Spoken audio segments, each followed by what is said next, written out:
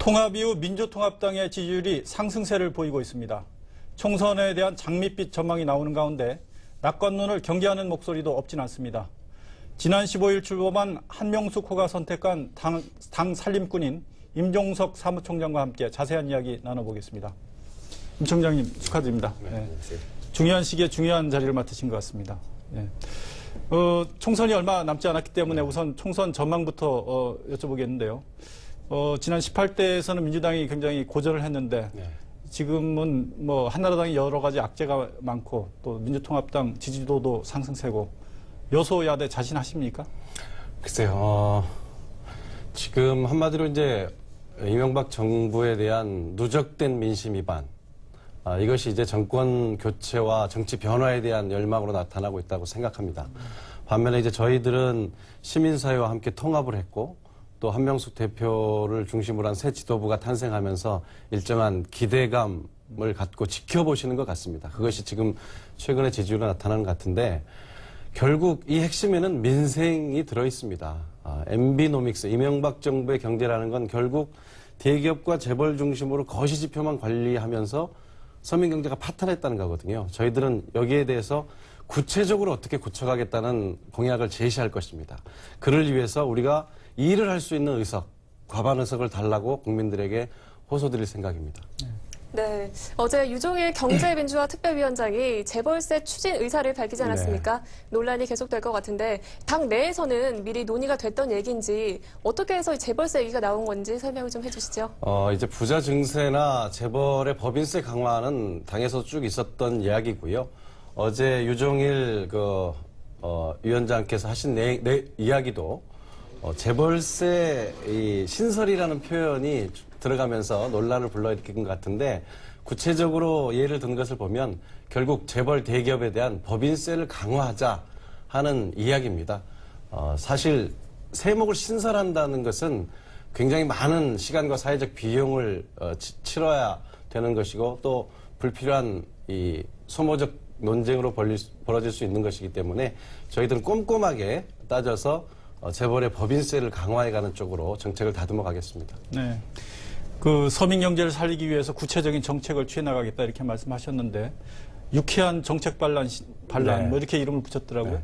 근데 그 첫 번째 초점이 재벌 개혁에 맞춰지는 것 같은데 그 배경 그리고 또 지금 대기업에서는 이게 선거 때만 나오는 포퓰리즘 아니냐 이렇게 반발도 하는데 그 배경은 어떻습니까? 이렇습니다.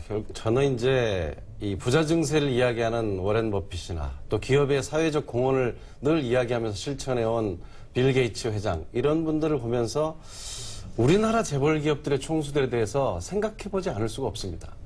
이건 포퓰리즘이 아닙니다. 실천할 수 없는 것 또는 실천할 의사가 없으면서 이야기하는 것은 포퓰리즘이겠지만은 지금 이미 국민들은 우리나라의 대기업 재벌들이 기업 이익이 많이 나고 잘 되는 줄 알아요. 그러면서도 서민 경제가 무너지고 있는데 이것을 보호하고 대기업과 중소기업의 상생, 또 복지 강화. 그런데 재원은 빠듯하다 말이죠. 그러면 돈은 어디선가 나와야 될 거 아닙니까?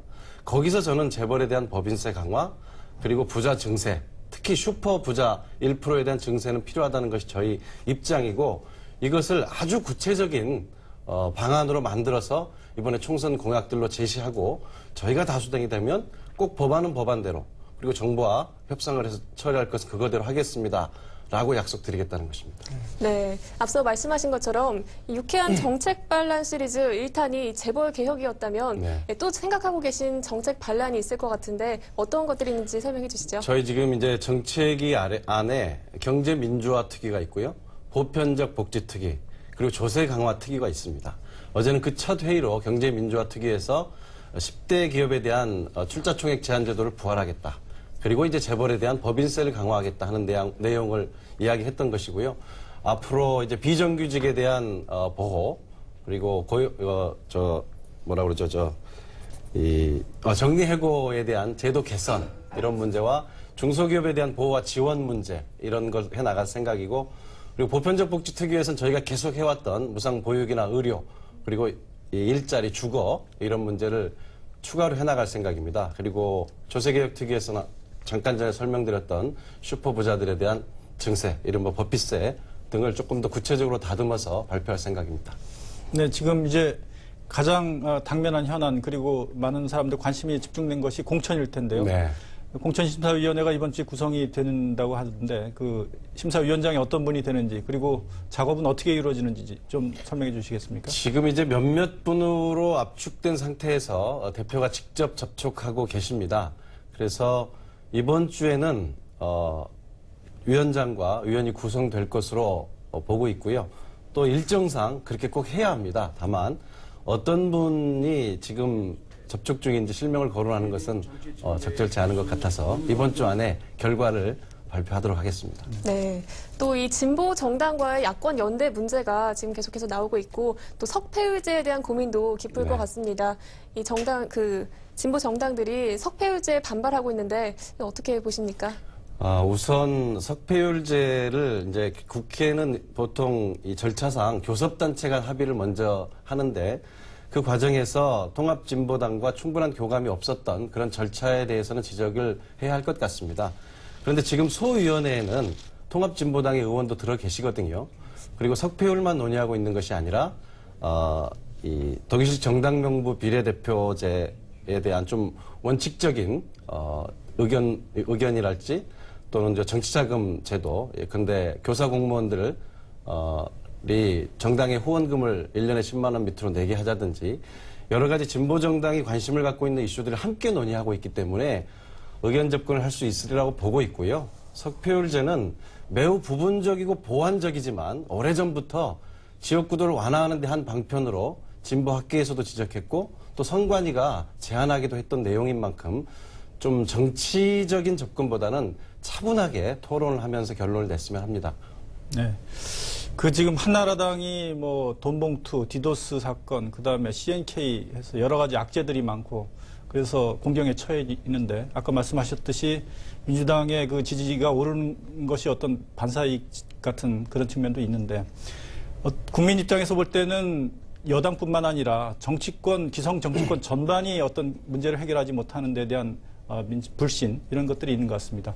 민주통합당이 그런 정치 전반에 대한 민심의 그 불신을 깨할 수 있는 대책이나 전략이 있다면 말씀해 주십시오. 예, 민주당이라고 해서 과거의 구잔재로부터 완전히 자유롭다고 할 수는 없습니다.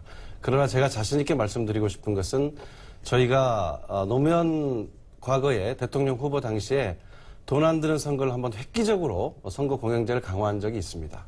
그리고 이번에 전당대회 과정에 모바일 투표로 80만의 시민이 참여함으로써 또 한 번 정말 깨끗한 경선과 선거를 할 수 있는 이런 계기를 우리가 지금 맞이하고 있다고 생각합니다. 그래서 저희가 이번 정치개혁 특위에서도 가장 중요하게 강조하고 있는 것이 모바일 투표를 가능하게 하자는 것입니다. 모바일로는 돈을 보낼 수가 없지 않습니까? 동원 선거도 불가능하고 그래서 더 많은 국민들이 돈 들이지 않고 참여할 수 있는 이런 경선 제도와 선거 제도 이쪽으로 가는 것에 저희 당이 민주통합당이 앞으로 최선을 다해 나갈 생각입니다.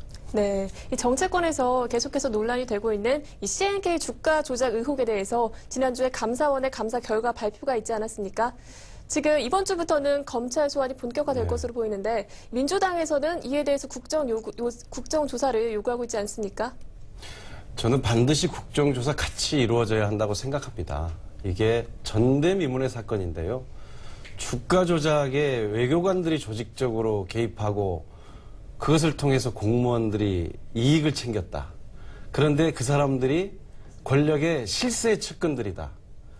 오늘 정태근 전 한나라당 의원, 지금 무소속 의원이시죠. 그래서 곧 누군지 알게 될 것이다. 그리고 이미 언론에 소위 왕차관으로 불렸던 전 이 박영준 국무조정실 차장에 대한 소문이 벌써 이 기사가 파다합니다.